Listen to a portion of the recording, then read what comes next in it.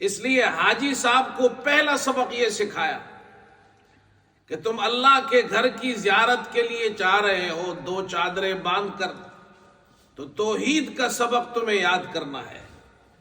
اس لیے احرام میں سب سے پہلی چیز حاجی صاحب جب میقات پہنچتے ہیں 2 چادریں پہنتے ہیں، 2 رکعت نفل پڑھتے ہیں، نیت کرتے ہیں، نیت کے بعد پھر تلبیہ پڑھتے ہیں۔ یہ توحید کا سبق ہے۔ لبیک اللہم لبیک لبیک لا شریک لک لبیک ان الحمد والنعمت لک والملک لا شریک لک۔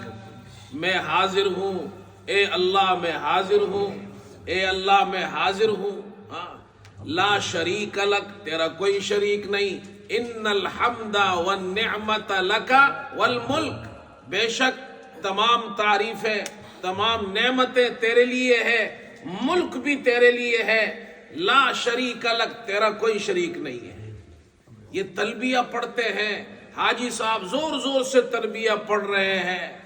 حدیث میں آتا ہے اللہ کے رسول صلی اللہ علیہ وسلم نے ارشاد فرمایا کہ حاجی صاحب جب تلبیہ پڑھتے ہیں مرد زور سے پڑھیں گے، عورتیں آہستہ۔